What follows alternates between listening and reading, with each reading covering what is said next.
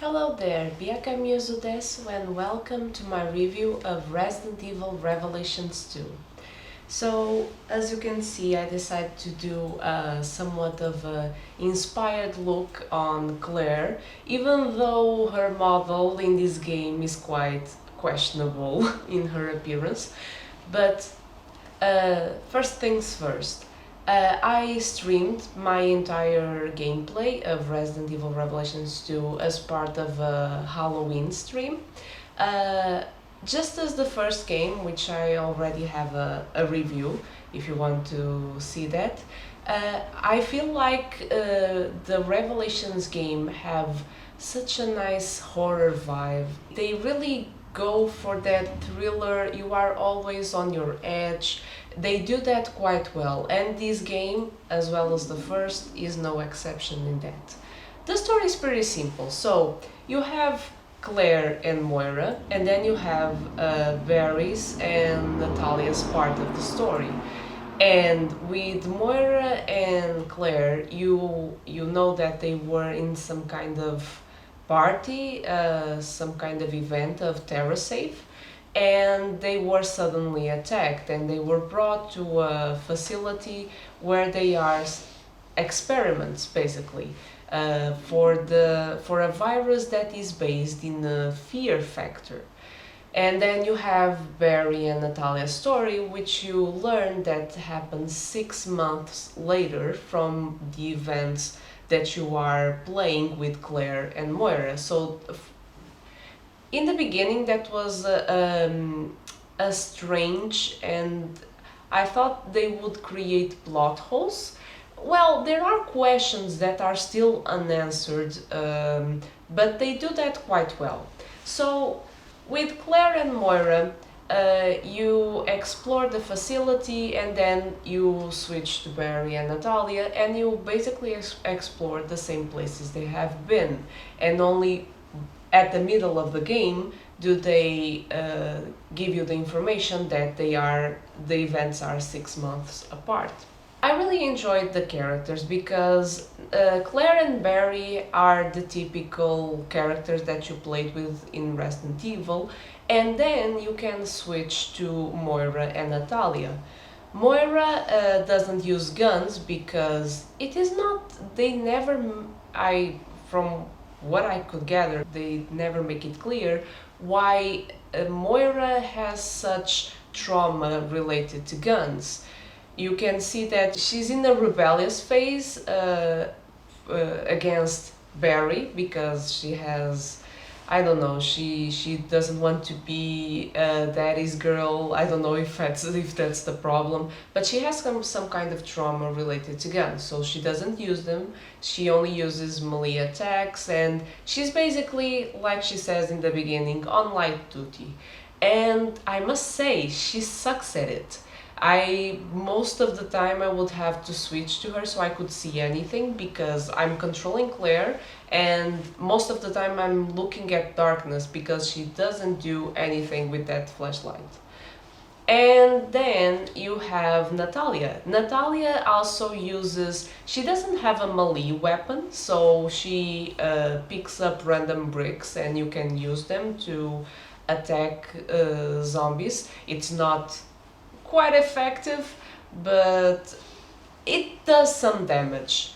But the mechanic that I really enjoyed the most with Natalia was the fact that she has this sense, she can sense nearby zombies. And that was really cool because with Barry I would do a lot of stealth because Natalia can stealth her way out basically, and I really enjoy that mechanic. It is also really useful because you have invisible enemies in here, so it's really useful. I was really at a loss when you had those enemies with Claire and Moira because none of them could see them, and with Natalia it was much easier because I would just switch to Natalia, see where the enemy was, and then use Barry to shoot him. So the story is really simple. You have Claire and Moira, they are both trying to escape that facility, and the big villain of this game is Alex Wesker. Alex Wesker being the sister of Wesker.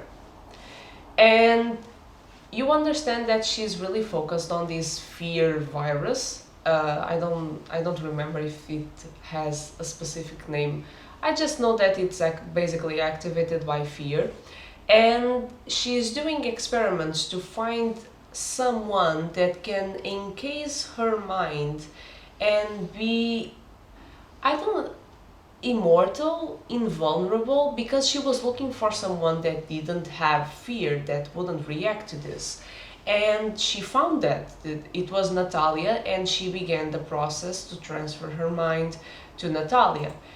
And of course, until maybe chapter 3, because this game has 4 chapters, maybe until chapter 3, I didn't have anything against Natalia. And then when she confronts Alex Wesker, because of course she turns into a horrible monster, I start to, because they have a confrontation and Alex Wesker just steps back.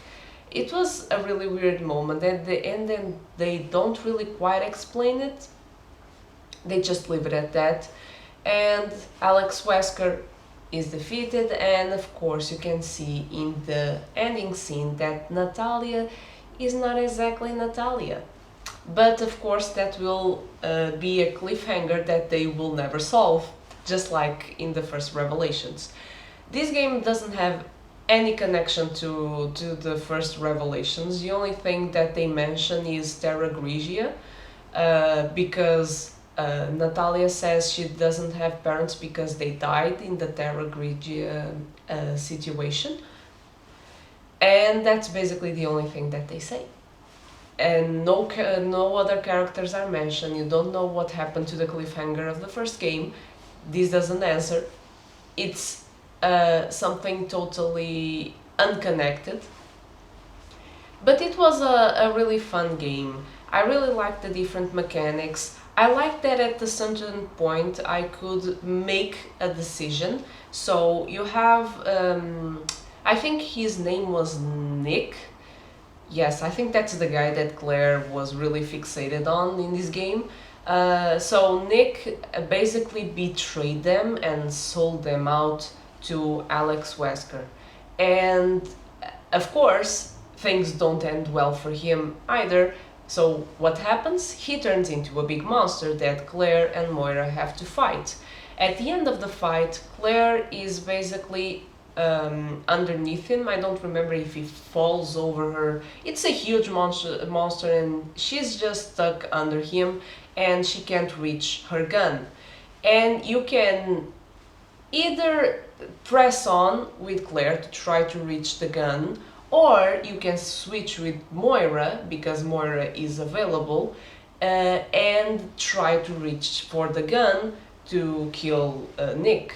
And I decided, because I didn't think that was even an option, because if Claire is stuck under him, she won't reach the gun. So I switched to Moira and I made her pick up the gun and shoot it. And I gained the trophy for that, because apparently you could use Claire instead of Moira, I think. I will maybe see someone do that choice later to see if it's possible or not. And I didn't see anything change, because Moira doesn't want to use guns in the end. But when Barry is fighting Alex Wesker, because Moira got stuck on that island, Claire was able to get out. Moira appears and she uses guns now to help Barry. So I don't know if that's the difference, if it would change the way she would approach Barry. I will have to see someone else play, because I didn't explore that option. But I really like the characters. Once again, the models, I liked everyone except Claire. Claire is really weird in this game. I don't know, her face is really awful. Of course, as you go on, you kind of get used to it, but it could really be better done, because she's a nice character, and I really enjoyed playing with her, playing with Barry. One thing that I think they did really well for this second game is that they made the second character, because you also had that mechanic in the first game. They made the second character useful in the sense that I can switch to that character and use them, and there's really teamwork, because sometimes, for example, Barry couldn't crawl through small spaces and Natalia could, and this teamwork where sometimes one character is stuck in one place and the other one helps them, it was they made it really dynamic, and it was really interesting to see, because for me in Revelations 1 the second character would just be there so that I could get scared each time I turned my back and there was someone like this behind me. And and they weren't really useful, because I remember being in a boss fight and I would end my ammo and the other character was just there, and I was like, won't you do something? At least here, even if they don't do much when you let them alone, I could switch to them, and that was cool. Also, I must say that I started playing this game on normal and I had to switch to easy because I can't manage ammo. And by the end of the game, actually, in the easy mode, I had too much ammo. I was struggling with my inventory, trying to have space for everything, and I really tried to open as much boxes and explore how much I could to see if I could get expansions to the inventory, new guns. I even lost a lot of time doing a puzzle in the cemetery. I lost a lot of time with that, trying to do that puzzle, but I'm proud of myself, and I was able to get a gun. I don't know if I was supposed to find anything else inside, because besides the creepy mummy that was there and the gun, I didn't see anything, and supposedly it was to uncover the truth. I don't know. But I really like the game. I like the skill tree. It's not really a skill tree, but you can buy skills, and I really like that mechanic, because I don't think you have anything like that in the first game. I don't remember really upgrading skills and stuff, but it was really cool because I could upgrade Moira, I could upgrade any character, the things they did, being invincible while crouching. They were really fun skills, and I really enjoyed trying to. Of course, I didn't buy all of them, but it's a really cool mechanic. I can't really compare the evolution of the gameplay from one game to another, because for the first game I played it on PC, and now for this one I played it on the PS4. And now I'm used to the controls of the PS4, but it's a kind of a weird transition, because playing that one in the PC and now do it with the console controls, it's an interesting change of pace.